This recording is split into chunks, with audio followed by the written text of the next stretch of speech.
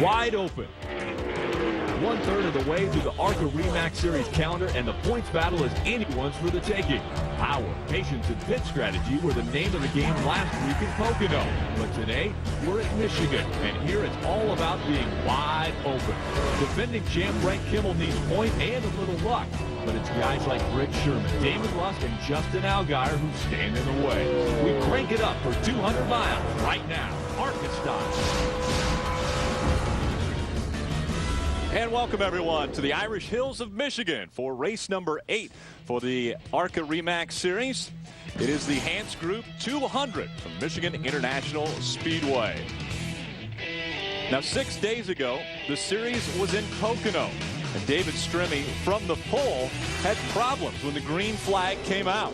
You see him dropping back there very quickly. His crew tried to get him out for track time, but it was to no avail. Now another man having troubles a week ago. Kimmel, running second, blows the left front tire. He fought back to 16th, but not a good finish for Frank Kimmel, our defending series champion. TJ Bell also loses his left front tire. He dropped to 25th finishing position. And young Chase Miller takes the point from veteran Mario Goslin and never looked back. Career win number 1 for Chase Miller. Had a chance to do some burnouts for the first time. We take a look at the season up to this point. An amazing start. 7 races, 7 different winners. Chase Miller with his first career win last week. Billy Venturini and Stephen Light, 2 other drivers who got their first career wins this season. Hello everyone, I'm Rick Allen alongside of our good friend here, Dan Partitz. Now, Dan, we're going to shift gears. Last week we shifted gears in Pocono. This week we're going to shift gears. This is more of a momentum track, you mentioned. Momentum is the word, Rick, exactly. You got to keep up so much momentum in these corners here. You have to drive down deep in the corner. Seems like you never quit driving down and deep. 190 plus mile an hour at corner entry. You see how wide these corners are? You have to carry that speed through the center of the corner. Don't overdrive entry so the car don't push up, but don't get back in the gas too fast. If you carry that momentum off the corner here at Michigan, it carries you all the way down the straightaway. If you got 100 RPM on a guy coming off a corner, you're going to carry it all the way down that front straightaway, and that's tenths of a second every lap. Dan, this is also an impound race, meaning that the crew chiefs couldn't make any adjustments after qualifying. Yes, it is, and that's a big deal too, Rick, because yesterday at 3 o'clock we started qualifying. The temperature was different. Today it's a little bit hotter here at Michigan. What the car did yesterday, we've got a lot of Goodyear rubber down. We just had Nextel Cup qualifying, lots of Goodyear rubber down on the racetrack, so it is going to make a big difference. So the calculated adjustment that the crew chief's done is going to make a big difference in today's race. 100 laps, 200 miles around this big 2-mile oval. Well, could we have our 8th different winner come from the pole? Well, Don Radebob's with a guy who's never led a field to the green flag before. Don? And what a great story, Rick. You know, prior to 2006, Chuck Weber had never finished better than 11th. Since teaming up with Bob Shack Motorsports, they were 6th at Kentucky this year, 9th last week at Pocono. They've climbed to 11th in points, and wouldn't you know it, a career first Port Pole Award for a short guy, but you got to be feeling really tall right now, Chuck Weber. Question is, you're up front for now, but for 200 miles, can you keep it here? Well, we brought the Cardinal 204 has been really fast since we unloaded. We'll have a great car. Bob Shack and the crew did a great job. We'll keep it up front. Well, then we'll just keep an eye on the guy from Mesquite, Texas. Last guy to win from the pole here at MIS, Casey Mears in 2003. Gentlemen? Well, that's pretty big shoes to fill for Chuck Weber, but he could be up for the challenge. Now, Michigan International Speedway is where tempers can flare up. And when they do, things heat up on the track. Folks, it's about to get hot.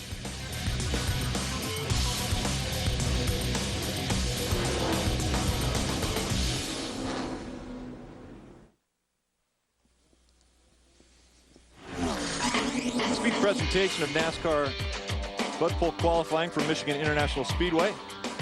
Brought to you by RE/MAX, outstanding agents, outstanding results. Also Fastenal.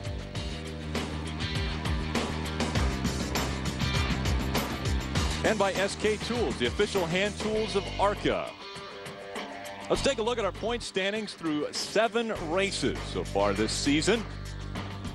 Up on top, Bobby Gerhart won the first race out of the gate at Daytona. Frank Kimmel, 100 points out of the top spot. Now that's a little bit uncharacteristic for Frank Kimmel.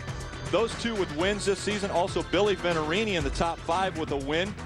The guy in the top 10 who hasn't even got a top 5 yet this season, Ken Weaver, consistently running well. He's in 6th right now. Two guys haven't competed in all 7 races up to this point, Ryan Foster, Justin Allgaier.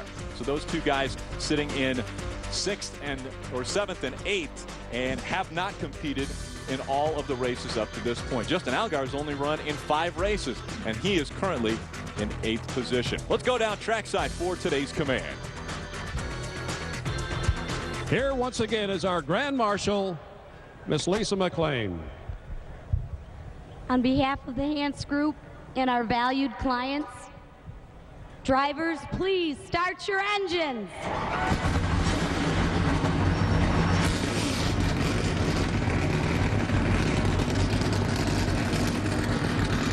Engines are fired up. Now Wendy Venerini, there's a Cup driver looking for a second chance after last week's problems.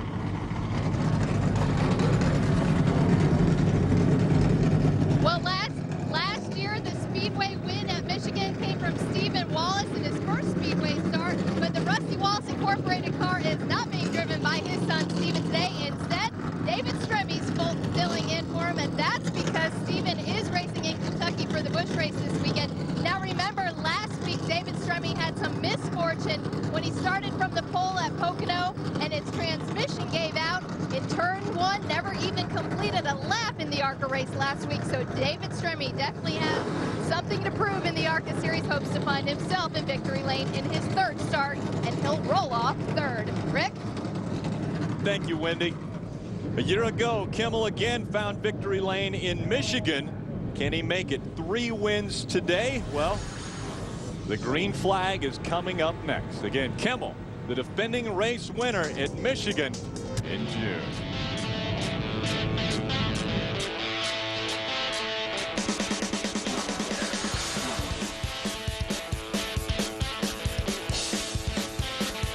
Start.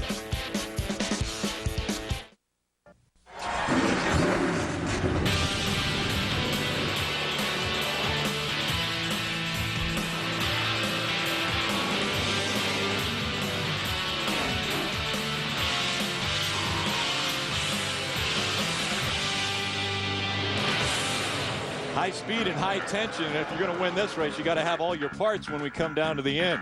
It's the Hantz Group 200 from Michigan International Speedway. Let's take a look at the RE/MAX starting grid. On the pole, we have documented it. Chuck Weber making his first ever pole start here. Scott Lagacy will be on his outside. David Stremme getting some seat time and some track time here. This was a planned event. He was supposed to get track time at Pocono, had the problems at the start of that race, and now he's going to try to get some track time here at Michigan. He is, and that's my pick for today here, Rick.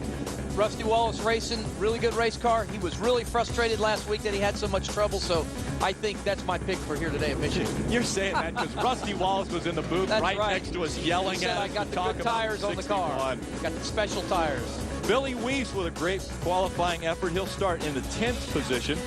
See Brett Sherman inside row 6. Like to have had a little better qualifying run real fast in practice, so I think he's going to be a good contender here today. Mario Gosling will start on the inside of row 8. Now, a great performance by him at Pocono a week ago. Looked like he was going to win that race until Chase Miller was able to get by him there at the end. Yeah, he did. Today he's brought a team car starting right behind him, Dwayne Bryant, so he's got 2 cars, a lot of good information. A lot of guys feel real good about the race here today, so I think it's going to be a real competitive race. Brad and Brian Keselowski, brothers, will start in this race, and a family affair there. Father Bob Keselowski does the crew chiefing duties for them, so Father's Day gift, an early Father's Day gift for Bob Keselowski with his sons in this race today. See Todd Bowser outside row 17. A little different paint scheme we'll see later on that car, and it's not exactly where he wanted to start here today in that GFS Food Stores car, but he'll have a good day, I believe. Yeah, but and I touched on a little bit the Father's Day thing. That's really cool, and we'll take a closer look at Todd Bowser's car here in just a moment, but that's a Father's Day gift almost to his father, Jack Bowser, who passed just a few months back. Take a look at some of the drivers we'll be riding along with. Johnny Leonard in the number 13 will carry one of our cameras around. He'll start in the 26th position, so hopefully we can watch him work his way through the field. Good run for Johnny. New sponsor on that car, Bryant Heating and Cooling. Good luck to him here today. A.J. Henriksen starting 21st will ride along with that number 17. Starting 22nd in the number 22, Ryan Matthews. Man, what a good run for this youngster. Scott Legacy came to him before qualifying. He made his lap and he made some mention. He picked up like a 1.5 seconds in qualifying. Great run for him, that 80 Sharp Racing Dodge. Frank Kimmel trying to make it 3 at Michigan. He will start in the 6th position. Driving the Pork, the other white meat Ford. And we'll also ride along with, I guess you'd call him a Cup regular. He's not a Cup veteran as of yet, but a Cup regular, David Stremme. He'll be starting 3rd, you mentioned, in the number 61. Now, last year, this 61 found victory lane in Michigan, but it was with Steve Wallace at the wheel that they were able to win. Now we've got David Stremme in the seat. Drivers that failed to qualify. Actually, the entry list when everyone showed up yesterday had 54 cars, but not all of those cars tried to qualify. No, they did. Not all of them made time. We had a real good field here at Michigan. And again, this ARCA RE/MAX series is just growing bigger and bigger and bigger and getting very, very competitive. So it's been really well for everybody. Look at that name on the list right there, Dan. T.J. Bell, currently 4th in our point standings, and he did not qualify for this race. Let's go back trackside to Don. Guys, in just 3 starts, rookie Brad Colvin has been especially impressive. Opening act, a runner-up run at Nashville, pole at Salem, and another 2nd place finish at Kentucky. Looking for one better today. Wendy? Guys, remember when nobody knew who Ryan Newman was? He came to the ARCA Series to start his career after coming from open wheel, of course. Well, another Penske protege finds himself in the field today for his first ARCA start, Billy Weiss, in the number 27 car. Now, he started Chicago in September last year, was practicing, was the fastest car on the track, made a bold practice move. 9 months ago, crashed a car. Roger Penske withdrew him from the field. He's had to wait these 9 months to make his first ARCA start. Rick? Well, it's about to happen, Wendy. Everyone on their feet here at Michigan International Speedway. The pace car has made its way down pit road. Chuck Weber brings the field to the green flag. Clear by 2. Clear all around.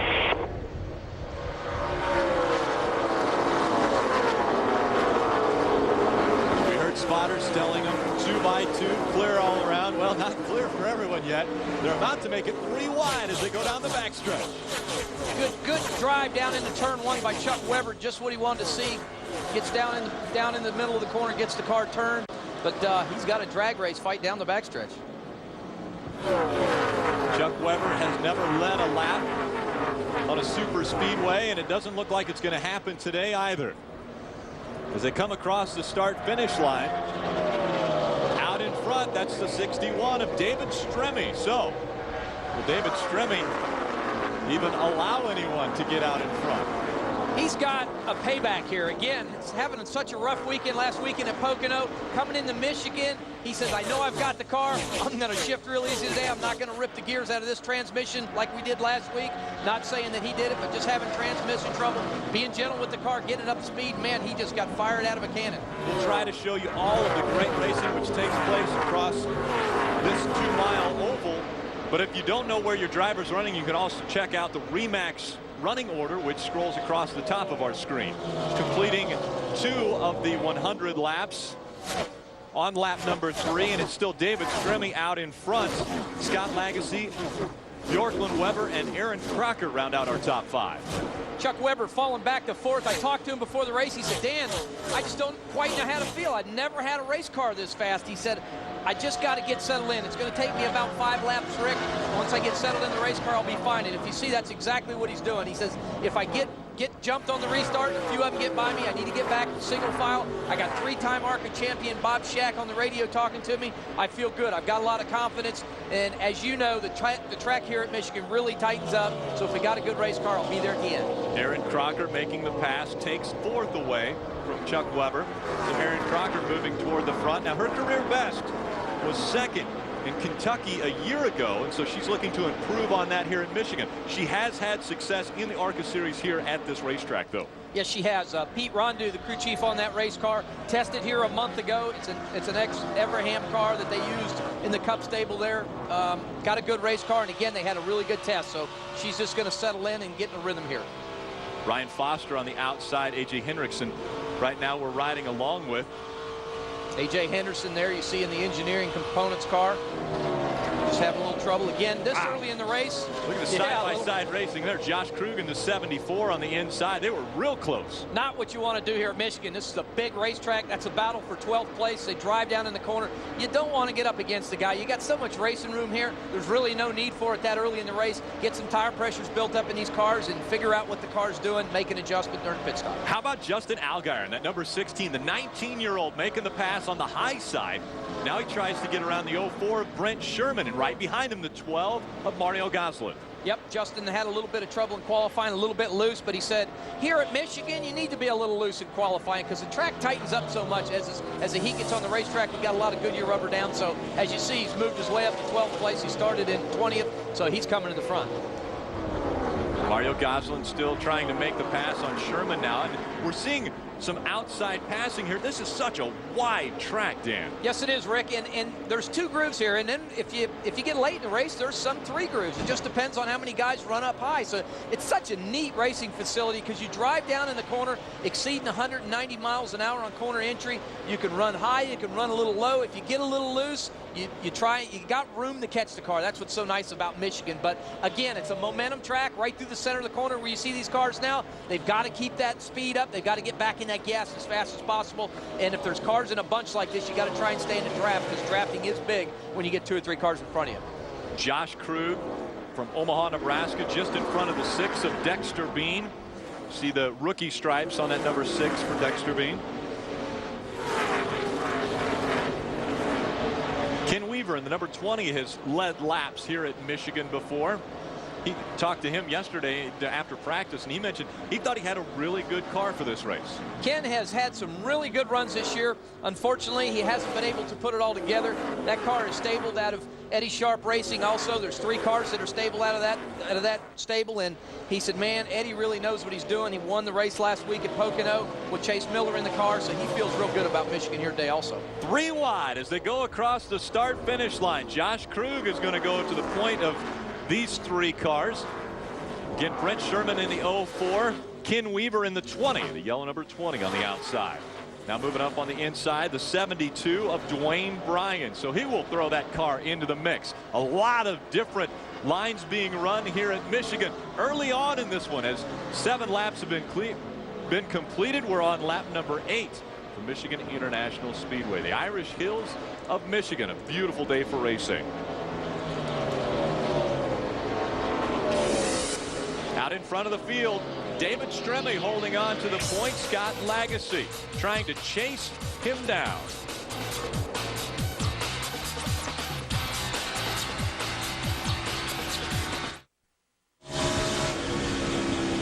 Welcome back to Michigan, June 27th on Speed. Check out the series premiere of Superbikes.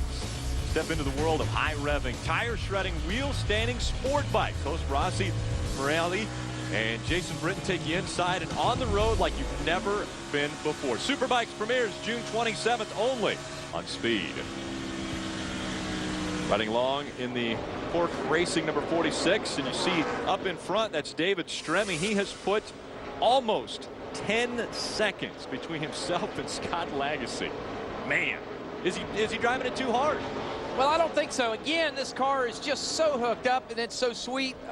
I just think he's in the rhythm, and again, he's got something to prove from last week, so he's just hammered down. Wow, that was a long way we had to wait from the time David Stremme left the screen until Scott Lagasse came on the screen. Oh, you're exactly right, Rick. It's some 11 seconds between the first and second place car, and Stremme is just hammered down. A lot of the drivers and crew chiefs were talking about the tires falling off here before they had problems with fuel. As far as the fuel window, probably could make it anywhere from 40 to 45 laps, but tires would fall off to the point where they would definitely want to come in and get tires before their fuel ran out. Yeah, they did, but again, everybody's running the same race, so as long as it stays green, you know, you can't come in. You just got to stay out there. It's just a car that's ill handling, that's not adjusted right. It's going to wear them tires out a lot more than one that's really hooked up like Stremmy's car. So he's just out there riding around right now, just like the 4 car Scott Legacy is.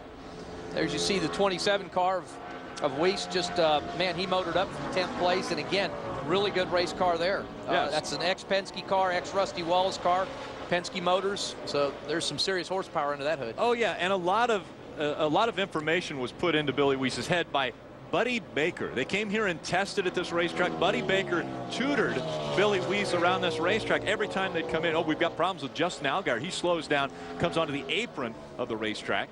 Tough break for Justin. He had a tough break last week at Pocono. They had a left front shred, and now looks like he's on the bottom of the racetrack headed for pit road. Larry Moore, the crew chief on that car, and man, not what the Century Trading car wanted to see here today. Hey, Don, I know you're in the pits. What's going on with that 16?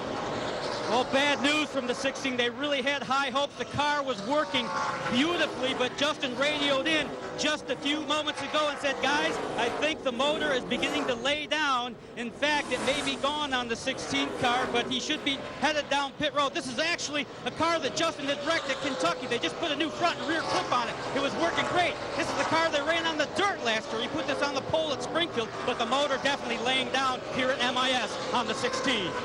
Well, Don, it's a little bit amazing right now. He's on the apron. He's coming up out of turn 4. He's getting ready to come onto pit road. Since he's still rolling and still moving, the officials have decided not to bring the caution out because it doesn't look like he's going to be a hazard to any of the other drivers that are on the track right now. But normally we'd see a caution if a guy would slow so much and coming into pit road. Yeah, you would. Looks like he's got enough steam to get down pit row. And if he's lost oil pressure in that car, as you see, he probably has. He's steering that car behind the wall. Hard left turn. Early day for Justin Allgaier. Too bad. Hey, up here in the booth joining us, we have got Rookie of the Year from 2005, Joey Miller.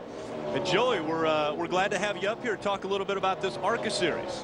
Yeah, well, you know, just running the truck series this year and just wanted to come back. We have one of our cars out here, Blake Bjorklund, running in 4th, Country Joe Racing car, and just wanted to see how they do it up here in the booth. Well, it's definitely a different perspective, obviously, than what you're used to seeing. We just saw a battle for second taken away. That's Billy Weiss in that 27. What an impressive run as he went by Scott Legacy. Yeah, definitely with these cars, these Cup teams are helping out a lot of these ARCA cars, and you really can see at these bigger tracks them really running up front and really running strong. Yep, he just drove right down in the corner underneath Legacy and just standing on the throttle. Again, such a momentum track, Joey. Am I right by saying it is a big-time momentum track? You get down there and turn in 3 and 4, and you really have to keep it rolling. Yeah, definitely. I mean, another big thing here is just horsepower alone. I mean, the horsepower and the bodies on these things, the better the body, better the horsepower, the easier it is on the driver to drive around this place. As far as handling, I mean, this is a lot of people think about a super speedway as well. Okay, if they've got the horsepower under the hood and it's aerodynamic, it's good. But you guys have to be able to pass on this track, too. Well, definitely. I mean, this track, you think being so big, and especially when I was around the trucks, you know, wide open. You don't run wide open here. You are lifting. Right. So a lot of the driving in the driver's hands here. A lot of the crew chiefs thinking that it's mostly car, but obviously the drivers would beg to differ on that one. Frank Kimmel currently running in the 11th position. So Frank Kimmel has dropped back from his 6th starting position. We'll see if that's a ploy right now to just kind of sit back and watch what's taking place in front of him, or if they've got problems with that car. We haven't had a caution come out, so we could see green flag pit stops at Michigan International Speedway. Right now, that is a 61 out front.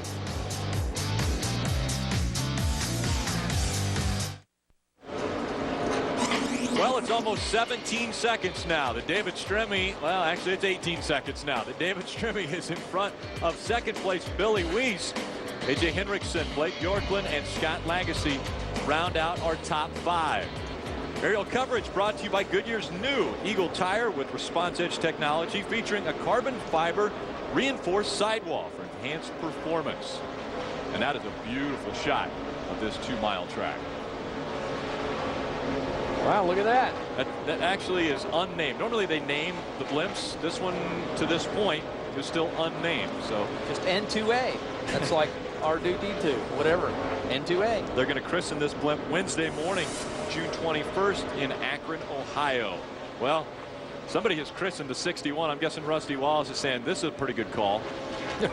we made a pretty good call putting David Stremme in the seat here. Look how high he's running right now through the corner. That's a very high line around this 2-mile oval. It is, and again, it's about momentum. The higher you can run at this racetrack, Joey could probably tell us, the better it is. It's if you can get up there in that higher groove and keep that motor wound up, you'll have more speed off the corner. Yeah, definitely. It's weird. Sometimes you run up there and you think you're losing ground, but then you come off the corner and you go flying by them. Get fired out there like a cannon. You see A.J. Henderson as he drives off the corner. He gets back in the gas real hard off the center. A.J.'s come way back from the back, some 21st position.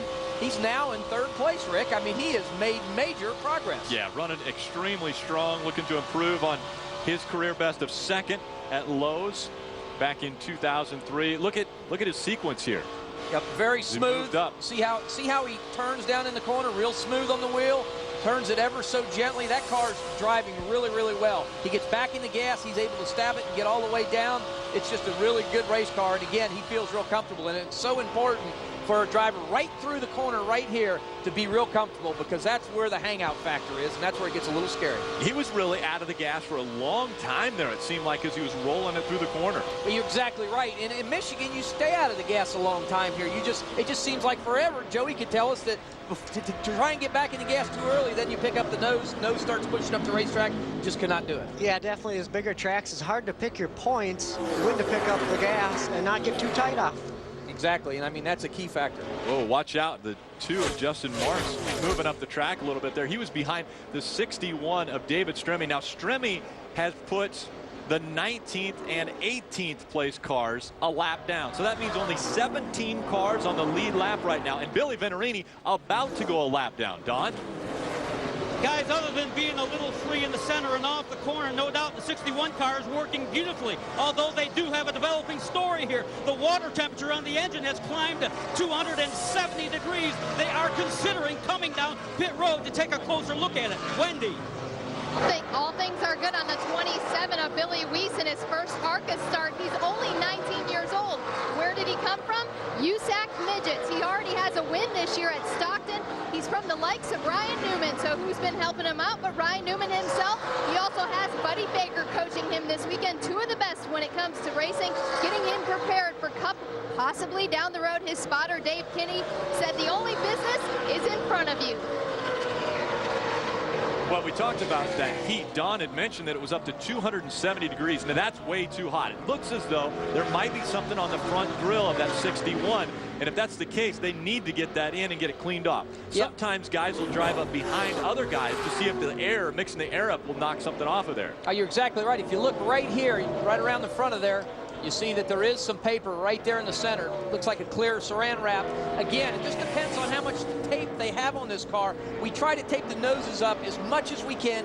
Usually leave, the magic number is usually about 2 inches across the front of the grille. The more tape we get on these cars, the more air goes over the nose of the car, which puts more downforce on the car, makes it handle better. But by putting paper and debris on the front of that makes the engine overheat a little bit. So I'm sure the driver and the spotter and the crew chief are talking back and forth about what the temperature is right now in the car. People are probably saying, hey, that little piece of paper on there, that can't make a difference, but it makes a huge bit of difference. I mean, we're talking about ½ inch of tape that they will put on the front of these cars, and then they'll adjust it by ½ inches until they get the temperature to be right. My guys on the pit crew, they actually measure down and keep in their notes by 1/8 inch increments of the tape.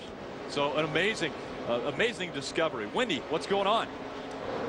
Well, the 61 just passed the 25 of Billy Venturini. And of course, Billy came over the radio, as he always does, with lots of personality, and says, what kind of engine does Stremme have? Whatever he's got, I want it. Well, he watched him go right by, so I'm sure he'd want whatever he has in that car. David Stremme out in front, but could there be problems for the 61? He may be overheating. We could see green flag pit stops when we come back.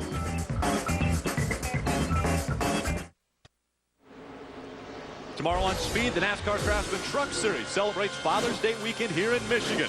More than bragging rights are on the line as the toughest drivers tangle in the truck capital of the world.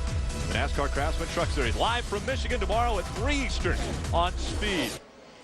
Hey, you know what, Joey? Joey, you're going to be involved in that race tomorrow. 3 o'clock. What's the truck feel like? You know, it feels pretty good. We were 30th in practice, but we did not tape up the truck, so that makes a big difference. Well, we talk about taping up. I mean, we talked just moments ago about David Stremme having problems with that grill. You guys are taping up for qualifying, though, right? Yeah, I mean, especially on the trucks. I mean, they're already punching a big hole through the air, but, you know, a little bit more makes a difference. Everybody wanted to put a face to the voice that they were hearing. Now, you're from the Minnesota area, right? Am I correct in that saying that, eh? Yeah, there, you know, it's a little colder up there north. Yeah. Well, we're a little bit north here in Michigan. Yeah, not quite as much, though, as up there. Ken Weaver passed for 11th place there. Just blows by Frank Kimmel. I think I would be able to say that. I've been around him 20 years now. Yeah, only 7-time series champion. I've eaten a little too much pork. But Frank may be having a little tight situation. Listening to the radio a little while ago, he was talking a little bit tight. So, again, that's not tight is not what you want to be here at Michigan. I was talking to Frank yesterday, kind of being part of the pit crew, and he said he wasn't sure how good his car would be on long runs. He thought it definitely would tighten up for him. Well, and that's exactly what he's experiencing right now. I don't think any of the drivers expected to go 35 laps without a caution. I mean, again, this was an impound race, so they can't make any adjustments after qualifying to these cars. And now they've run 35 laps of green flag racing. Obviously, it is definitely going to be a different setup than what they were expecting. Don? Well, the 46 car, Frank Kimmel, the car is indeed tight, and they're wanting to come down pit road and get that fixed. This is the same car that ran at Pocono last week where the left front fender exploded after the tire let go. The car went immediately to the body shop in Charlotte. It got a new fender, a new door, had to put a new hood on it, and a new front bumper and all the support pieces that hold up that fender. Major operation on the 46 car to get it ready for here at MIS. They want to get ready and come down pit road because, yes, the car is indeed very, very tight. Let's take a look at Frank Kimmel's average finishes this year. Third. I mean, 12th this year as compared to third from a year ago. That is very uncharacteristic. Well, it is. And you know, everybody says, Frank, Bill Kimmel, we've got a second car, second team, Ryan Foster. That's what's affecting their effort. But I tell you, I talked to Bill Kimmel earlier, and I don't believe that's it at all. We got Scott Lagacy coming down for service in that number 4, our first green flag stop. Seems like a little bit early, in my opinion. We can go 45 to 50 laps on fuel. This is going to bring them out of sync, so I don't know if that's a good call or not. If it stays green, it may really help. This could be a situation, though, where Scott just said, hey, we got to make an adjustment because we're struggling here. Right now, David Stremme has put all the field but the top 7 a lap down. And so he is dominating this race, and right now he'd be looking for a caution. Yeah, you would. And again, these guys could not go the remainder. We got 62 laps to go, so, you know, we're talking 45 to 50 max on the window, so they are going to have to come in again for a second round. Erin Crocker making her way down pit road. Let's go down to Dawn. Crocker on pit road for sure. She'll take 4 tires and some fuel. The car's working pretty good. They don't really need any adjustments. This is the same crew that, of course, crews her NASCAR Craftsman Truck Series machine. Green flag pit stops, I got to tell you guys, are pretty rare in the ARCA RE Series world, but we're getting them today. A little slow on the left side. No adjustments, though. Erin Crocker down in the way. Well, Don, looks like they made a little adjustment on that track bar. Looks like they raised the track bar on that car. Possibly the car a little bit tight. It looks like they went run round up on the track bar during that pit stop, but not a major adjustment. But Erin's, you know, reporting to them what she likes in the car, and hopefully before the next stop, she'll be able to make further adjustments. Erin Crocker also running the full schedule in the NASCAR Craftsman Truck Series. Our pole sitter, Chuck Weber, now coming in for service. Wendy? Yeah, he had fallen back to 21st. His car was just way too tight. They came in, green flag stop, 4 tires, but they did have a tire that rolled down pit road, so probably now a penalty for the 24 Chuck Weber. That's disappointing. I think he was so excited about getting the pole, his first career pork pole in the ARCA RE Series, and then they have problems on that pit stop. Oh, so unfortunate. You know, Bob Shack, 3-time ARCA champion in the series, been wrenching that car for him. Chuck Weber owns Cardinal Tools, his own Texas company. He's got 40 employees. They do rollers like you might see the type of rollers you see at a grocery store that they unload trucks with. He works on anything that you might see in an airport that runs down that moves luggage. He builds that type of equipment. So unfortunate day for Chuck Weber, but doing an outstanding job here putting it on the pole at Michigan. Well, I tell you what, another guy doing an outstanding job is that 61. I mean, it is, I don't know if we can say it enough. Right now, there are only 4 cars on the lead lap, including David Stremme. And we see A.J. Hendrickson in, and now here comes David Stremme for his green flag pit stop. They will be able to clean that grill off, because I'm sure that was a concern as the temperature was climbing in the number 61. Let's go down to Don with his pit stop. Thanks, Rick. Actually, they will clean that grill off, but fortunately the temperature has come down on the Hantz Group. A slight air pressure adjustment up front, around a wedge out to 4 tires and fuel for David Stremme. By the way, that's David Rudeman's NASCAR Craftsman truck team servicing Stremme on pit road today. Down and away. Pretty good pit stop for David Stremme and his crew. Stremme coming off of the racetrack, and our new leader, Billy Weiss, in that number 27. Under the handle of Penske Racing and Buddy Baker again. Like Wendy Venturini said earlier, Ryan Newman saw this guy. He races USAC midgets and said, hey, I think we need to grab this kid. Let him do a little R&D. Let him do a little testing for us, and let's see what he turns into. Well, he's done a great job here today and done a top 10 qualifying effort. That car's drove right to the front. There's Brent Sherman in that Serta 04. Wendy. Brent Sherman has no feel for the back of the car, so they are going to make an adjustment. His car's been plowing real bad on him. Oh, we almost have an accident on 42 on pit road, but the 04 has a very long stop as they just now get around to the left side. We saw the guy changing the tires on the front right there. He's changed the front tire. It looked as though he pulled a rubber out of that front spring. You know, definitely these guys, I mean, a lot of these teams never have done green flag pit stops, so this is a new thing for these ARCA teams. Frank Kimmel, our series points defending champion, coming in for service. Also, Billy Weiss in the 27 will now make his green flag pit stop. He will give back the lead to David Stremme. As we rotate through green flag pit stops again, this is a Nextel Cup crew here. That's a big help. Wendy? Well, actually, it is the Busch team that pits for the Busch car of Ryan Newman or Kurt Busch, whoever's riding that. As they come around to the left side, he has been tight from the center off, a half around in the right rear, and no rookie mistakes so far from Billy Weiss. I tell you what's going to happen here, guys. David Stremme is going to lap the field. In a matter of just a few laps, David Stremme is going to lap this entire field. Yeah, definitely. I mean, he was running times almost a second faster there when they had old tires on. Right. So, I mean, it's a good shot. Yeah, he did. He's just comfortable. The car's hooked up, and you know, if he laps the field, I'm not sure if they'll be able to unlap him. Well, and obviously you've got your lucky dog situation where a driver will get a lap back. Bobby Gerhart now in for service. Wendy? Our points leader finds himself on pit road. Of course, he started 5th, had fallen way back to 19th, so his car is not handling the way he wants. A 2-tire stop, right sides only on Bobby Gerhart's car. A little trouble in the right rear of that car. As you see, they get the wedge bolt out, make a wedge adjustment. They're off and underway, but not the pit stop Bobby Gerhart wanted to see with just 2 tires. And another thing that took place there, it was up. He only went on the right side, and so not as much fuel could go into the car. Don? With Todd Bowser, with a special Jack Bowser paint, the car is obviously hot. You can see water shooting out the spout on the right side. They did change 4 tires on the GFS Marketplace board and sent them back out, but Bowser's pretty hot under the hood right now. The engine is definitely overheating.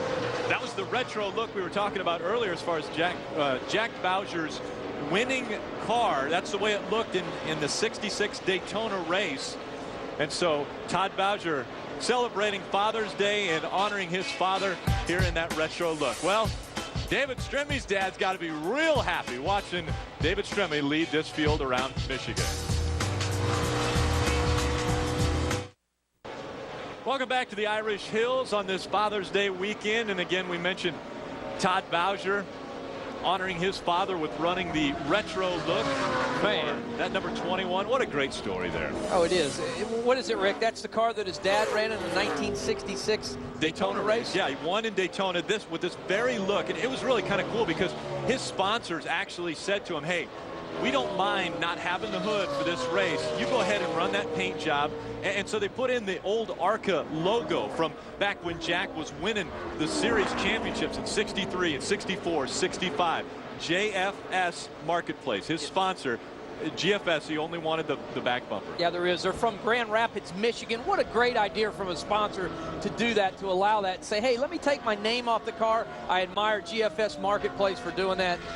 It's just very honorable. Talked to Todd. He said we busted our butt to get this car done. He said we hung a Ford Fusion body on it. S&S Body Shop out of Charlotte hung a body on that car in a week. His brother Jack from Jack's Auto Body in Springfield painted the car, got it ready for him, and what a tremendous story. And you know, Todd Bowser's never missed an ARCA race since 1988. He's been around ARCA a long time. Very impressive. David Stremme looking for his first Super Speedway win. Joey Miller, you got 4 Super Speedway wins in the ARCA RE/MAX Series. Yeah, I've never done it in that style. It's definitely a dominating, probably a win for him.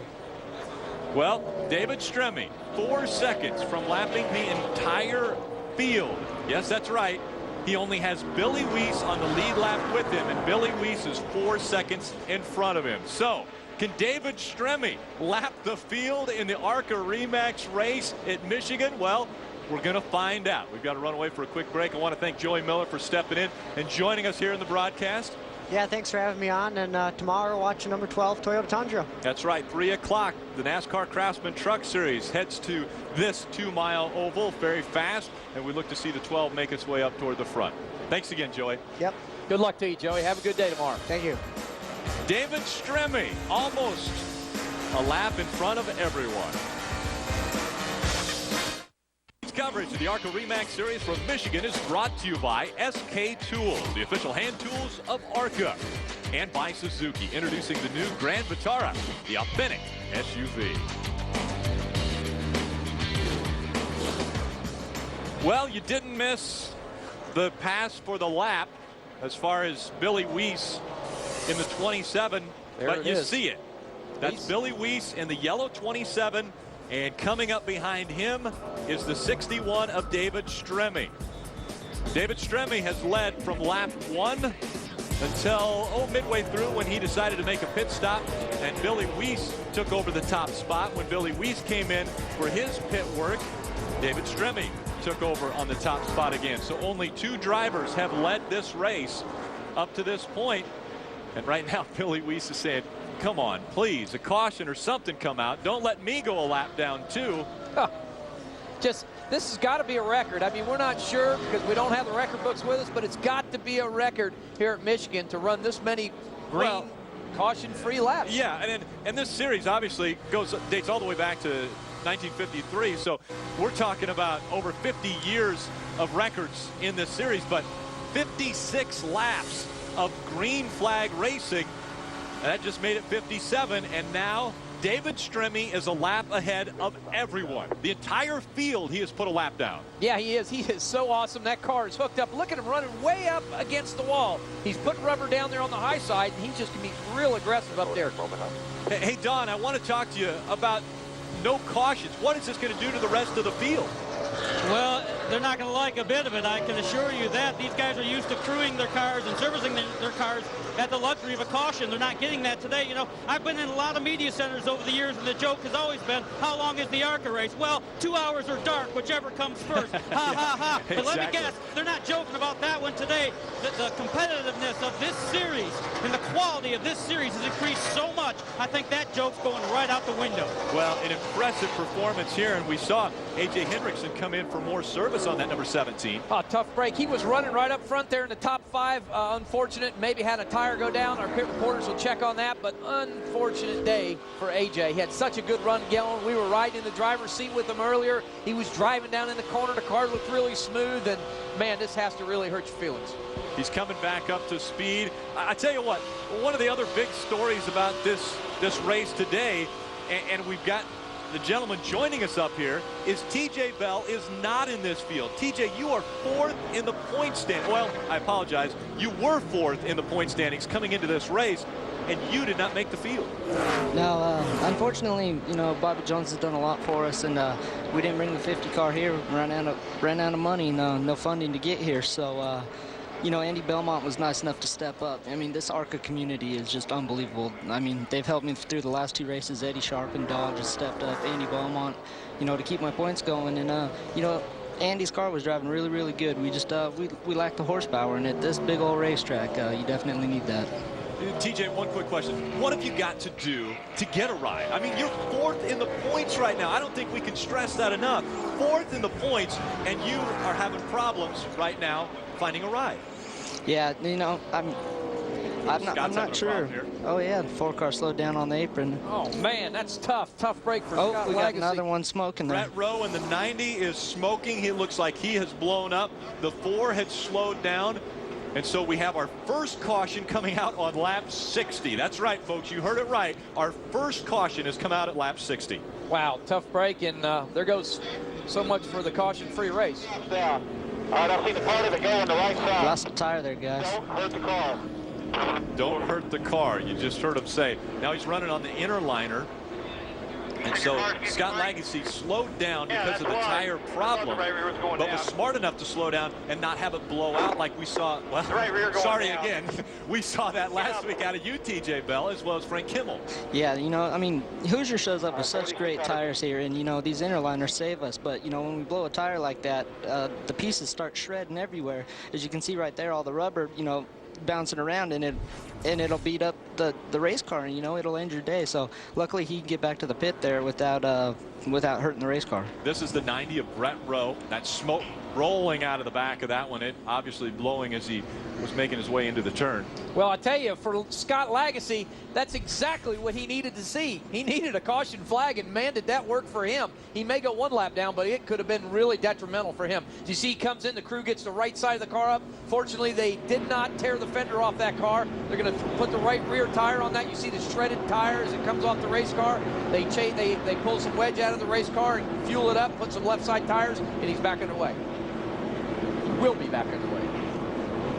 4 tires going on. Looks like they're going to take a little tape off the front. You see something hooked on there, a little piece of duct tape. The crew did not pull off, got hooked up there on the hood pin, TJ. I don't believe that'll affect the car at all. No, it won't affect the car, but as a driver, as well as you know, it is really annoying to watch that thing flap around in front of your face all day long. Yes, it is. Guys, I tell you what, this is going to be an amazing situation right here. We think David Stremme is going to be able to pit all by himself. He's the only car on the lead lap, so he will pit all by himself. Wow. Well, obviously right now, his spotter and crew chief are yelling at him, don't speed, don't do anything wrong here, take our time, we don't have to beat anybody off of pit road. Now, Billy Weiss was the first car scored a lap down, or the highest car scored 1 lap down. And so we believe Billy Weiss is going to get a lap back, but it's all David Stremme. Don?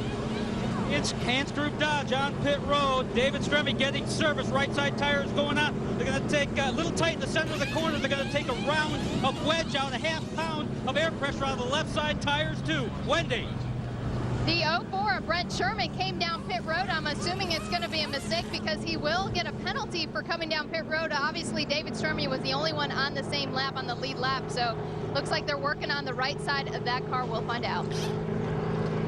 This is just a mental error right there, wow. I think. Unfortunately, the rule is the first time by under caution when pit road's open, all lead lap cars can come down pit road. The whole field is a lap down, so it probably got rather confusing because the whole field is a lap down. You're exactly right, Wendy. So there's probably they'll hold them, either that or give them a 1 lap penalty here before we go back underway. Actually, I believe the penalty on that's going to be the tail end of the longest line. Exactly. You know? So he's going to the very end of the pack. David Stremme had a problem on his pit stop, but I'm not sure if it really is going to affect him too much other than if it did any damage to the car. Look at it drop before they had the wheels on. The jack came down. What happened is the jack man, sometimes when they go up with the car, when they go down for the last jack, they twist the jack handle, and what it does, it lets the jack back down. So you have to be so careful not to twist that handle as you go, because they're very, very sensitive jacks. Looks like, see, he got it back up. It went down, then he lets it back down, but I don't believe that'll hurt him. And now the rest of the field will make its way on pit road. Wendy Venerini. The 19-year-old Billy Weiss in that 27 car saw David Stremme pit. And as he stayed on the track, he said, well, that stinks, as he watched him come down pit road by himself. This crew goes to work. They do have a tire getaway. They probably won't get a penalty for that one. 1 round in the right rear, 1 pound out of the right front. The track is getting greasy, according to Billy Weiss. Don? Track bar adjustment for the 32 car. Blake Portland came to a skidding stop here on pit road. He'll take right side and left side tires too. Why not while they're here under caution? A little Sunoco race fuel as well. But track bar adjustment, mostly adjustment-wise on the 32 car. Blake Portland down and away. Pretty good stop. His crew celebrating there as everybody making their way off. Looks like a little bit of a traffic jam almost taking place on pit road. Exactly. Got a little busy on pit road, but I tell you, these guys done a great job. Everybody blends in. The guys on the bottom, the spotter's job up top is to say, hey, you got one on the outside. They've done a real good job getting it off pit road. And so, as the caution flag has come out here, we've completed 63 laps in Michigan. It's been all David Stremme up to this point. Bear with me there. Mario Andretti and AJ Foyt will always stand out. They're both great drivers, and they both wanted to outdo the other guy, and they didn't particularly care for one another. They shake hands and say hi when they see one another, but they don't go to dinner together. Which one's the better driver? Aha.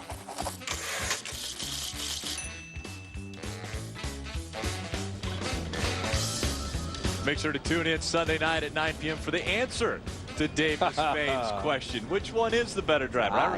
I remember coming into this industry as far as this genre of television broadcasting, and the first person that I saw that I was really wowed by was Chris Economaki. It was kind of like, wow, that's Chris Economaki. I've heard so many of his calls as far as racing. Damon Lusk making his way onto pit road. Damon, unfortunate. Penske engines, good engines in this car. Same people building the motors for Ryan Newman, Kurt Busch, and all the bunch of strong engines. Construct Corp is the new sponsor for Damon, so hopefully he can have a good end to today's race. We'll be back with more green flag racing from Michigan after this.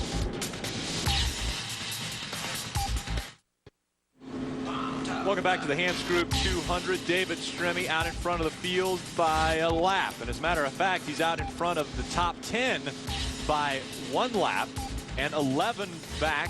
He's ahead of them by 2 laps. He's smoking. Impressive. Scott Lagasse, we saw him have problems with the tire. Don, did they get everything straightened out? I think pretty well there, Rick. No lucky dog rule in ARCA, but you could say Scott Lagasse is the lucky dog here today. This is the right rear Hoosier tire. He cut it. It came apart, and it came apart just in time. When the 90 car, Brett Rowe, blew up, he was able to come down under caution and get that repaired. So a lucky break for Scott Lagasse.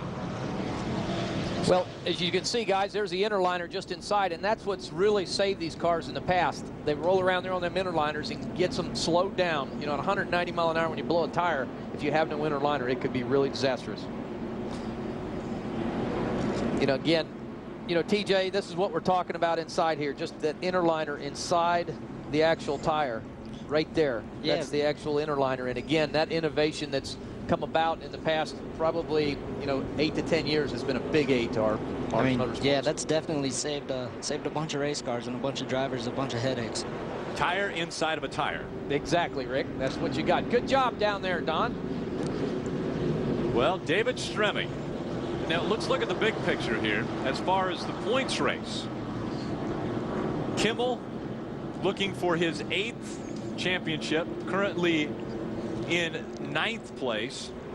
Bobby Gerhardt in 18th place, but Bobby Gerhardt is 2 laps down. Frank Kimmel only 1 lap down. So Kimmel looking as though he's going to close the gap a little bit. It was 100 points coming into this race. Currently 3rd in the point standings was Damon Lusk coming into this race. Damon Lusk being scored at 30th, and he's 3 laps down. And then 4th is sitting next to me, and that can't be a good thing in the points. TJ Bell. It's never a good thing when you're not on a racetrack. You know, I hate this, especially this place. Man, this place is so much fun. battle. Very high speeds, very wide. We see 3, sometimes 4 wide racing just as they went across the screen there. We saw 4 wide racing. All right, you see Ken Weaver in the 20 car, the yellow 20 car, way high, and just got up in that loose gravel and about lost it on that top side, but he did a good job of regaining it, getting it back down on the racetrack. You do not want to get up on that high side, as you can see all the marbles up there on the top side. Wow, Ken Weaver still running that high line. You had mentioned this as a momentum track, but Ken may be taking it a little too much to the momentum side, running up next to the wall. Well, it is. On board Johnny Leonard, looked like he's falling back, having a little bit of trouble. Possibly, you can listen to the motor of that car, possible little foul play. Doesn't sound like he's running on all 8 cylinders. No, field's just leaving him. That's a sad feeling, huh, TJ? Oh yeah, that's probably one of the worst feelings in the world.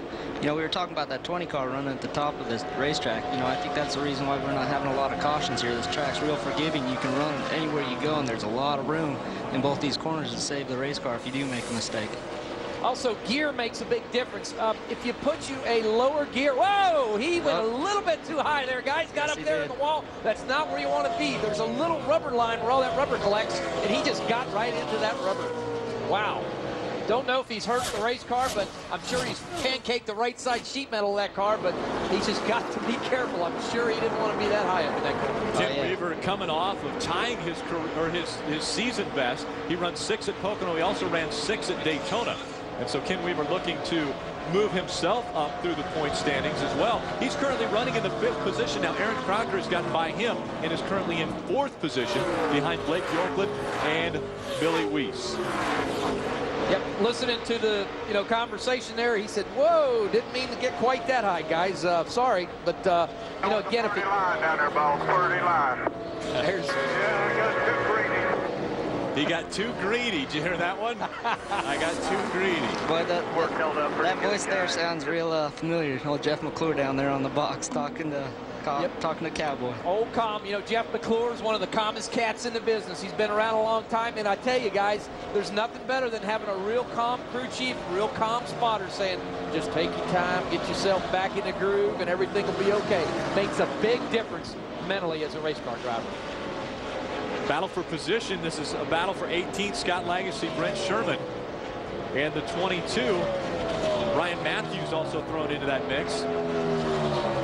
Yeah, that's 2 Eddie Sharp cars there racing really hard. That 4 car is looking to get back up through this field after blowing that tire, though, definitely. Yeah, he is having a really good race car and a good run, so he can just keep setting himself to the front. He'll be in good shape. Riding along with Johnny Leonard in the number 13. Don, what's he talking about? Well, the 13 car is slowing down for sure. Talk to the crew chief, Mark Gibson, longtime ARCA veteran. The 13 of Johnny Leonard has dropped the cylinder. They are now officially off the pace. See Johnny pulling that visor up saying, well, I guess I don't need this. When you got enough time to reach up and move your visor around and just kind of enjoy the view, I think something's not working right with the car. That's usually you wipe the tears out your eyes. Oh, Dexter Bean with problems. He slows down. That will bring out our 2nd caution of the day. Wow. And it looks as though he's got tire problems. Looks like he pancaked that car. Looked like he did just what Ken Weaver did. He got up in the outside fence. Boy, he sure did. Just got too high. You see the right side of the car is pancaked. You see down below where the muffler comes out right there. He's got trouble with it right there. So he's got to get in and pull that sheet metal away from that car and pull that sheet metal away so they don't get down on them tires also. Tough day for Dexter Bean. Dexter Bean coming in, qualified 13th for this race. The ex-Penske car. This guy driving for Jeff Spraker Racing. He lives in Wisconsin. He likes to golf. He said, I like to do a lot of golfing on the sideline. The car was loose in qualifying, but I think we're going to be good for the race. Blew a motor in Pocono last week. Had a really good run going last week at Pocono. And again, this is not what he wanted to happen here today. They're looking very hard at the right front of that one right now to see if there was any damage done. Maybe some toe in or something. Oh, and the brake rudder laying on the ground there. That's a good call there, TJ. Take a peek here at what took place. Yep, right to the front. You see him way up high there, up there in Ken Weaver land. Possibly just got a little high. And again, there's a lot of rubber up on the top side of that racetrack. It just gets away from you. Yeah, see the broken brake rotor. They're just picking it up right there. Yep. So that thing's warm. Exactly right. They broke that right front brake rudder, so he will not be able to get back underway with no brakes, that's for sure. Broken brake rudder. We heard that story last week in Pocono with Jeff Gordon.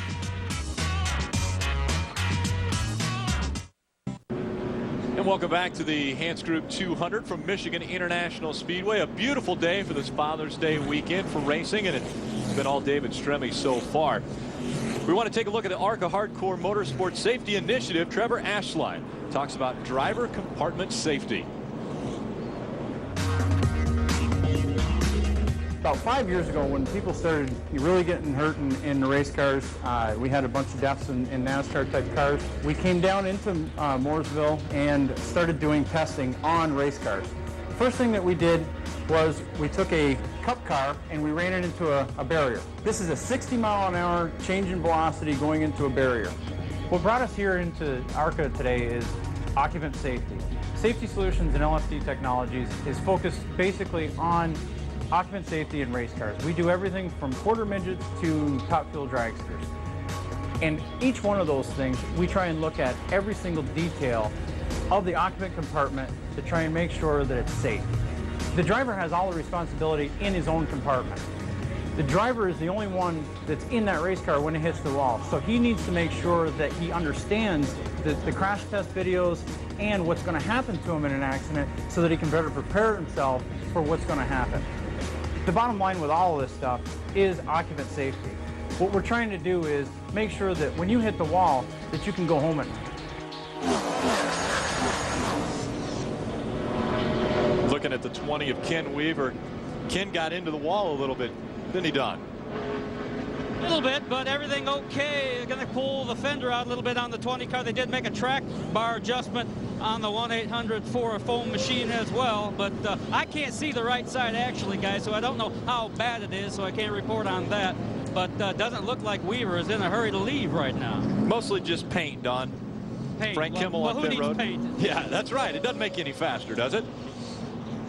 The flames on the back of Frank Kimmel's pork machine makes him a little quicker, though. Out in front, David Stremme, a lap ahead of Weiss, Bjorklund, Crocker, and Josh Krug round out your top 5.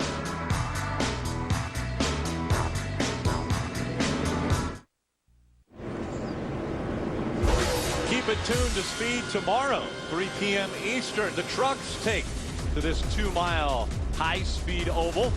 Aaron Crocker, one of the drivers, doing double duty, not only running the ARCA Series, but also the NASCAR Craftsman Truck Series tomorrow. That qualifying takes place tomorrow morning. The race again at 3 p.m. Eastern. Tune in and see how Aaron Crocker does. Right now, she's looking for a career best at Michigan International Speedway. She's currently running in the 4th position. Her best here on this track is 7th. So doing well. Doesn't look like a win is in the picture for today because David Stremme is a lap ahead of everyone. Yeah, David has just got this field covered, but you see Aaron looking to the bottom side there for the pass on the 74 car, powers down to the bottom. So still holding on to 4th. That was Josh Krug trying to take away 4th from Aaron Crocker.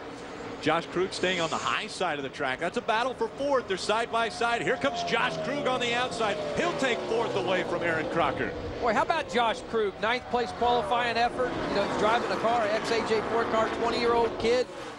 Late models. He races late models in the the Kansas City area. Just doing a great job here today, really is. And I believe he does a lot up there in the Nebraska area too. University of Nebraska student. Josh Krug, again out of Omaha, Nebraska, just getting by Aaron Crocker in that number 98 Dodge. Now Aaron Crocker looking to the low side. It seems as though we're seeing 2 distinct lines right now, running fairly even. Josh Krug taking the high line, Aaron Crocker trying to run right along the bottom. Yep, you know, what it is Aaron probably wants a better line. She wants to run down the bottom but run up the top, but she just can't get her preferred line. You see her drive down to the bottom. She wants to be able to drive down in the bottom. Clear, all clear. Krug gets a good run on the outside and stands on it. We saw the 25 of Bill Venerini slowing a little bit. The reason for that is we take a look here. A battle for 10th position. It looks like, whoa, hang on to it. Ryan Foster in that 47 just in front of Billy. What happened is Billy just lost the nose. You hear us talk about losing the nose of the race car. He got in the middle of the corner, had the steering wheel turned. Car just pushed up the racetrack, lost grip, and just drove right up into that car up top side of it. He did not mean to do it on purpose. He did the right thing. He got out of the gas and then stood back on it. So that's just something you have to deal with here in the Super Speedway. Definitely. Here more than a lot of places we go to. Aerodynamics is huge here, and if you don't have the front end of that race car is sealed down to the racetrack like that 98 is, you get a lot of air stacked underneath there, and you lose that nose real easy. Aaron Crocker getting back by Josh Krug, taking fourth back away from Krug. And so she moves back up into the top 5 and 4. Don, what do you think about all this aerodynamic talk and handling? Well, I think it's the beauty of Michigan International Speedway, because if you charge down into that corner and charge down in too hard and have to chase it up the hill, fortunately, you've got another groove to work with once you straighten out and get there. There are always 2, 3, and 4 grooves to work with here at Michigan. Of course, you don't want to chase it up the hill too far because there's a cement wall waiting for you. But a lot of grooves here at Michigan, and I think that's what the drivers like. You see Josh Krug working around the 62 car. That's a Kenny Schrader car. Patrick Shelton driving that car. Had a good top 5 run going last week at Pocono, and unfortunately he's a lap car right now. He's 3 laps down, but just had a tough run going. Brad Coleman actually piloting. I'm sorry, yes it is. I was thinking of Shelton, but Brad Coleman this week, he was in it last week. Get a little confused with all these guys jumping seats. I guess. Yeah, and a talented young kid. Brad Coleman just graduating from high school. In his first career ARCA start, he finishes 2nd at Nashville, and now another impressive performance for him. Yeah, I met Brad Coleman quite a few years ago when I was driving Toyota Atlantics for Price Cobb. And Brad's been living with Price Cobb up in Virginia for a few years, and you know, he's turned into a really good race car driver. Price Cobb finding more or less Brad Coleman on the go-kart tracks and saying, you know what, I think you got some talent, kid, and really taking him under his wing and teaching him a little bit about. And so Brad Coleman now showing what he's got here in the ARCA Series. Don? Well, this is for Bruco Motorsports. This is actually an ex-Robert Yates racing car. Dale Jarrett drove this car at one time. Guess what? He didn't like the car. Well, guess what? Bruco Motorsports loves the car, and so does Brad Coleman. He finished 2nd twice in that car. Impressive for Brad Coleman, his statistics. Nashville 2nd, Kentucky Speedway 2nd so far this season. Yeah, every time that 62 car with Bruco shows up, every time they unload, they're a threat to win. They're fast no matter where we go. Sean Parker, the crew chief on that car, and again, Robert Yates, Roush Motors, good horsepower underneath the hood. And, he tested here 2 weeks ago. Makes a big difference, folks, when you come to a track and you're able to spend some money. TJ, you can tell us how big of a difference testing actually makes. Test is just unbelievable, especially these impound races. We only get an hour and a half of practice, and you know, if you mess up just a little bit, you have no time to work on your race car and get actually what you want done. When you have a day to test here, you can try shocks, you can try transmissions, you can try aero packages, a bunch of different stuff. So, and plus, as a driver, it just gives you seat time. You know what you're doing when you get there first practice. You don't have to warm up to the racetrack again. You just get in the race car, you go wide open. Well, he's trying to go wide open. He's moving toward the front. He's currently 5th. He took 6th away from Josh Krug, and we see the 46 Pork Machine now on pit road again. Wow, unfortunate. Looks like left front, possible left front tire going down at the 46 Pork car. Look at the right side of that race car, guys. Looks like he got up in the wall just a little bit. 46 is down and underway. Scrub the white walls off the right front of that. We're riding along with Frank Kimmel and see exactly what happened. We talked about this high line. Ow. Look at that. That's never good. Nope. What I'd say is he had a left front tire going down because they worked on that left front, pulled the left front tire off, and had a left front going down, and that's what caused him to get up there in the wall. Kimmel takes the 46 Pork car back out onto the racetrack. And a tough break for Frank Kimmel. The only thing is, he's currently being shown in 9th, only 1 lap down. 10th is 2 laps down at Michigan. Tomorrow, Speed kicks off its telecast of the mother of all road races for the 11th consecutive year. Speed has your all-access pass to Le Mans. Can Tom Christensen claim win number 8? Can the new diesel Audi R10 withstand the test? Don't miss the live coverage of the 24 Hours of Le Mans. It all starts tomorrow morning, 10:30 Eastern, only on Speed. Frank Kimmel back in for more work on that 46. Don, what were they doing? Well, Rick, they just had to pull the fender away from the right side. What initially happened, he cut down a left front tire, and he did scrape the wall, push the fender in, so they had to come back down pit road, pull the fender away, and send him back off. So a bad ending here for Frank Kimmel. Yep, Frank having a tough day here. Frank came on the radio and said, guys, I smell smoke in the race car. Need to get that right front tire. Pull the fender back off that tire because you do not want to blow a tire here. That could be real devastating. Normally, we look at on top of your screen, you see the scroll going across there, and when it says behind leader, normally they have seconds behind there. This is not seconds, folks. This is laps. And all you're going to see is a minus and then a number. There'll be no decimal points or anything in there because it's not time anymore. It's laps. David Stremme has lapped the entire field. Now a battle for third, though. Blake Bjorklund in the 32. Here comes Aaron Crocker in that 98. By 3. Inside of 10 laps to go. 9 laps remaining. Aaron Crocker trying to improve on her best finish in Michigan of 7. Her career best, a second at Kentucky back last year. She would have to go a long ways to catch up to Billy Weiss, though, in the 27, who's currently running second. Working on him where he's weak. Get some air on that nose when you get to him. Doing real good. Still got 8 laps to go. Spotter telling her to keep air on that nose when you tuck up tight, because what that does is when you run up on a car, you've got to keep air on the nose so that it turns right there through the middle of the corner. It's so important. So if you get a good run on them coming off or down the straightaway, when you turn down in the corner, you turn underneath them or you turn up high so you can get that air to go over that race car instead of around it. TJ, we're seeing Aaron Crocker run a lot lower than most of the card. Is she doing that because that's the best place for a car to run, or is she losing momentum by trying to run down that low? You never know. I mean, a lot of times when I run here, I mean, you can run wherever you want. I go wherever the race car wants to go. Looks like her car is really hunting that white line down there and turning really, really well. That's a good thing about these Dodges here. The Dodge front ends of these things, man, they have so much downforce and they turn so well in the center of the corner. So, you know, maybe that's just where she's good, getting around better. Guy getting around the track pretty well. Billy Weiss in that number 27. Wendy, what's he talking about? He's a Penske protege driver, as we had mentioned, but he's racing his own race out there. He's 1 lap down, so of course he has nothing for Stremme. Don Miller is on the pit box today, coaching him much like he was bringing Ryan Newman up through the ranks. Don Miller actually called me onto the pit box and said, hey, Wendy, can you call up to the ARCA booth and see if they can implement the lucky dog rule, which of course does not exist in ARCA. Oh, how much we'd love to have that happen. I'm guessing everybody's asking for that right now. TJ Bell, I want to say thank you for coming up here and joining us. I know you're a busy man. You're looking for a ride. We hope that you get one and get back into this points chase here in the ARCA RE/MAX Series. I appreciate it, guys, and I just want to tell my dad, I know he's at home watching TV, happy Father's Day, and all the dads out there, happy Father's Day. Have a great weekend, and, you know, enjoy all the racing here from Michigan. Thanks, TJ. Good luck to you.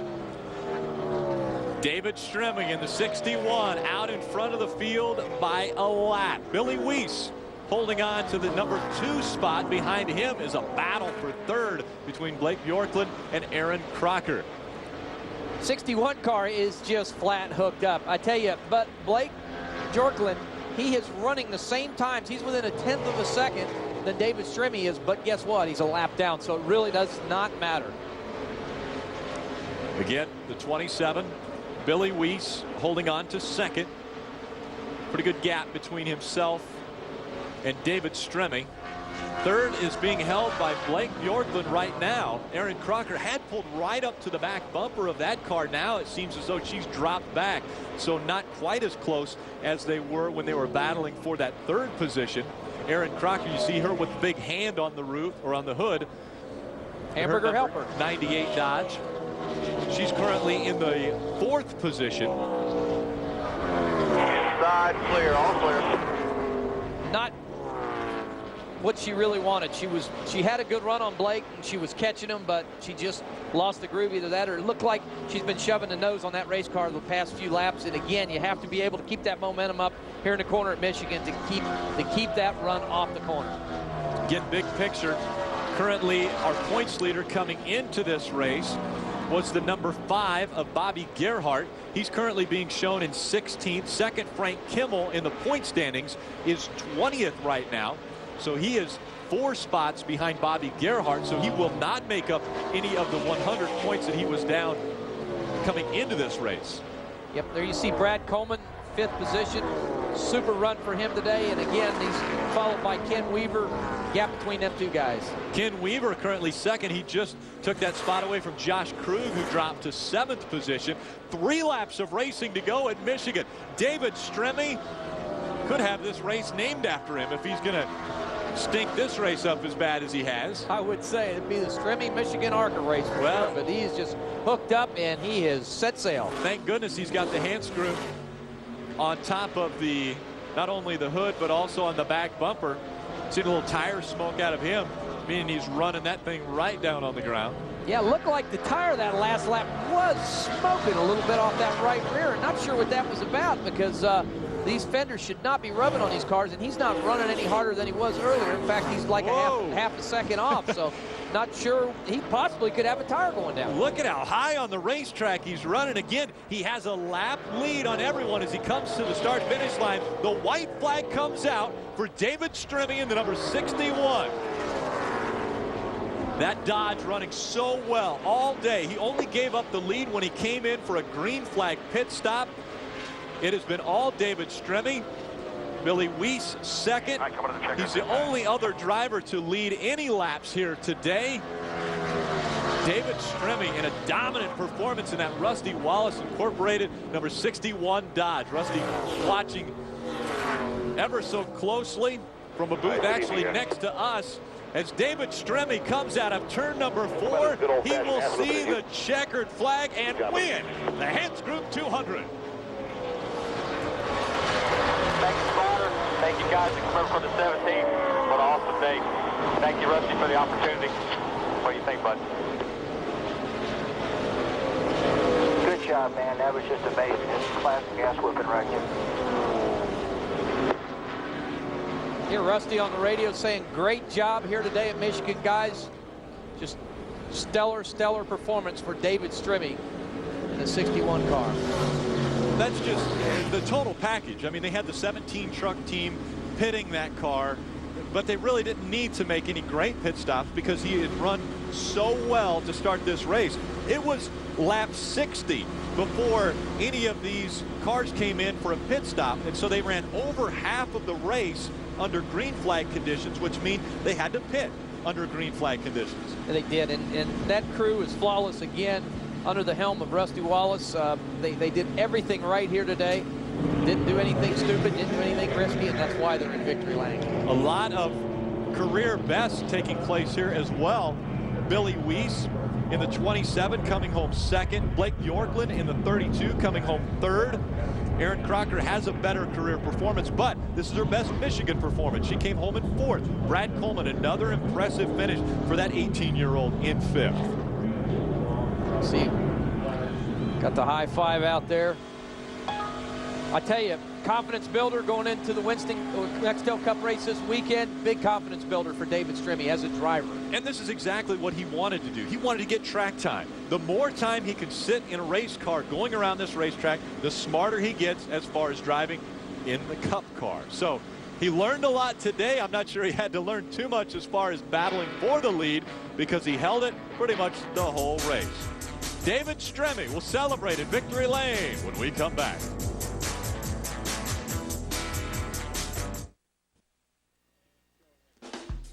And welcome back to the Hantz Group 200. 6 of the top 10 with career best finishes. David Stremme, his first win in the ARCA RE Series. Billy Weiss, Blake Bjorklund, Brad Coleman, not a career best. Josh Krug, Scott Lagasse, and Justin Marks, all with career best finishes here in Michigan today. Let's go down to Victory Lane and Don Radebaugh. Hey, everybody loves a party. This should be a good one. David Stremme on a lap all his own. That may be a Michigan International Speedway record. I know it is in the ARCA RE Series. Ladies and gentlemen, let me introduce our race winner today, the Hantz Group 200 victor, David Stremme. Congratulations, an outstanding effort. What was it like being on a lap all your own? In fact, you got to pit by yourself on your own lap. Yeah, we concentrated on long runs. You know, the Rusty Wallace Incorporated team did a good job. We wanted to make sure that our tires held on, and it hurt us a little bit qualifying, but the Hantz Group and the new South Lemonade car was pretty good. So wish I could have done this last week, but we got to do it here in Michigan. So, you know, I learned a lot for Sunday, and I thank Rusty for giving me an opportunity to do this. You know, David, when Casey Mears came here and won races, his performance in the NASCAR Nextel Cup Series improved dramatically. How about your confidence? Is this going to help? Well, I mean, I definitely, you know, my Lone Star team's doing a great job, and I feel that we're making big improvements there. Hey, man, you know, congratulations, the one thing, dude. Thanks. Good job, buddy. That's good Thank driving, you. man. That was Rusty Wall style there. That was a smooth drive right there. Thanks. Wendy Venerini. Hey, Billy Weiss in his first ARCA race. What a lap for you, or what a race for you. You were on almost your own race because you couldn't get past Stremme, but you had to learn a lot in today's race. Yeah, you know, the Kodak Dodge Charger was running awesome today. You know, I can't thank Roger Penske enough for giving me this opportunity to drive this race car. And, you know, we ran as hard as we could. You know, Stremme got so far out in front, and, you know, I kind of, you know, made an easy pit stop and lost a lot of time there. And he just got a lap on everybody, and it was just hard to make up from there. But, you know, I can't say enough for my crew and my crew chief, Matt Gimbel, and everybody on this Kodak Dodge team. And, you know, it's amazing, you know, that we come out here at first race and be able to run second. All right, congratulations to you. It's almost like a victory for rookie Billy Weiss. An impressive performance for Billy Weiss, but I mean, in the record books, it goes down as he was a lap down. Yes. He finished second, and he was a lap down, Dan. Two Penske cars there, though. I mean, you know, strong 1 and 2 finishes. Billy Weiss had just an awesome run here today. He's 19 years old. You know, he was a quarter midget champion. He just done everything right.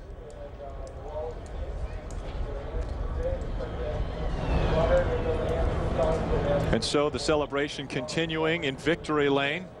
And it looks like it's somewhat subdued in victory lane for David Stremme. How impressive of a performance is this? Well, they set a new record for the fastest completion of a race. 145.955 miles per hour is the average mile per hour for this race. That record was originally set back in 1996 by Ron Barfield, and so it was broken today by David Stremme. But imagine that. That's their average speed around here for 200 miles. Well, we talked momentum track, Michigan, a fast facility, and we talked earlier about breaking records, and we've done exactly that here in this race at Michigan. Speaking of fast, our SK crew chief of the race goes to the number 32 crew chief, Mike Chaffee. Great He job. comes home our winner of the SK crew chief of the race award. And so congratulations to Blake Bjorklund and that team. Dominant performance and a very impressive performance by a first-time runner in the ARCA series, Billy Weiss, coming home second. Riding along on the Goodyear blimp, looking down at a great crowd on hand for trackside, which comes up next. On the stage with the boys tonight will be Brian Vickers, Eric Almirola, and Rusty Wallace, who is now a winning owner. So you see the crowd getting ready for trackside follows us at the top of the hour. Let's go down to Wendy Venerini. Blake Bjorklund is a full-time business and marketing student in Cambridge, Minnesota. But today, you had a big education. You came home third. What a great day for you. Definitely our first top 5 for the year. We're just really happy to run in the top 5. That was our goal. Should have loosened it up a little bit more on that last pit stop. We probably would have had something for the 27, but just a little bit too tight. All right, good luck. Congratulations to you. When I asked him if he was taking any courses this summer, he said, heck no, I'm focusing on my racing. Don? Well, not Aaron Crocker's best ARCA finish. That was second at Kentucky, but your best Michigan finish, fourth. Tell me about your day. How was it from your windshield? Well, you can't complain with a top 5 finish, but it's a little embarrassing when someone laps the entire field. But congratulations to David Stremme, and we fought the same condition all race. We've kind of fought that typically with our car, just real tight. But I'd like to thank all the guys, Hamburger Helper, General Mills. You know, it's fun to run these ARCA races. It'll be a good experience for me tomorrow. I'm here with the truck. So all in all, a good day. I'll bet a confidence booster too, gentlemen. Track time for Aaron Crocker. Frank Kimmel, boy, he would like more track time where he doesn't have to hit the wall. He's not had the best of luck this year. Started back in Kentucky. He looks at his car now, but the troubles back in Kentucky, was fighting for the lead with Steve Wallace. When he gets spun around, backs it into the wall. He finishes 28th in Kentucky. And then last week in Pocono, just out of the blue, the left front tire just shreds on him. And so has troubles there. He finishes 16th. We can't rule out Salem, where he overheated. He got a 25th place finish at Salem and then scrubs the wall. We think he had a left front tire going down again. And so rushing the wall. 120 points out now for Frank Kimmel, looking to make it 8 series championships, but Bobby Gerhart holding on to the top spot. Gerhart running a little bit better than Kimmel today. Damon Lusk holding on to 3rd in the point standings. Ken Weaver makes his way up to 4th. We'll be back with more from Michigan after this.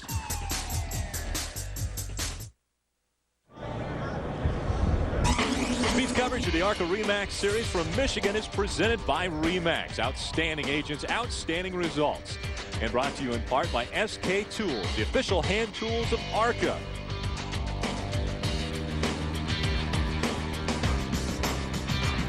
Great views from up above. The crowd still sticking around. Obviously, they're going to hang out for the trackside, which is taking place here at the top of the hour. Our aerial coverage brought to you by Goodyear's new Eagle Tire with Response Edge technology featuring a carbon fiber reinforced sidewall for enhanced performance. Ken Weaver moves up to 4th in the point standings. Wendy Benarini with him. I don't know what's better, that he finished 6th today or that he moved up in points to 4th. You had the best points day out of anyone in the top 10. Good day for you. Thank you. It was great. It really was unfortunate I had to get lapped by David Stremme to find out where the grip was on the track. Maybe we could have been second. We had a really good car. Crew was excellent. This is my chance to be 8 years old. You know, this is my playground. I can't tell you guys how much fun this is. And it looks like you're having fun. We're going to let him rest, though. And, Rick, I know you're good friends with Ken, but he said, don't remind me how old I am. Hey, buddy. Well, of course not. Hey, it's my anniversary. I love you, Chevas. Oh, I was glad he didn't say I thought he was going to throw a low, I love you, Rick, out there. I was wait coming to you. What's going on? That would have been interesting. Well, Rusty Wallace made it down to victory lane, so he's able to enjoy the win with David Stremme in his car. That's twice now that Rusty Wallace's car has won in Michigan. Next time that ARCA RE/MAX Series is on the racetrack is July 2nd. That's Kansas Speedway. You can watch all of that exciting action right on Speed. Again, the continuation for the ARCA RE/MAX Series will be back here in Michigan back in August as well. So hopefully some guys figure some things out here where it's more than a one-car race. I mean, this really turned into a one-car race, Dan. It really did, but you heard Ken Weaver say that right at the end. He said, I had to wait till Stremme passed me to find where the groove is. That's when he got up on the high side of the racetrack, found more momentum, and his track times did pick up a half a second on the clock. I was watching him. So guys learned a lot of things here today in this race, I'm sure. Well, in a tough racetrack as far as to learn things because, well, especially today when we went 60 laps of green flag racing. Yeah, it was. It was a really good race, and that has a lot to do with Michigan. Big, wide racetrack, sweeping corners. You can run groove 1, 2, or 3. Once that high groove gets rubber in it, you can run up there. So a lot of racing room. Just an awesome racing facility as a driver. The last time that anyone finished on the lead lap all by themselves was in 2002, and that was Frank Kimmel, who was able to do it at Nashville. No one has done it since then. David Stremme does it today in Michigan. An impressive performance for David Stremme. He didn't start on the pole this week, and maybe that's a good thing, because when he started on the pole in Pocono, he had problems and wasn't even able to complete the race. Today, David Stremme starts in the 3rd position and led every lap from the beginning until they made a green flag pit stop, but he comes home victorious. David Stremme wins in Michigan.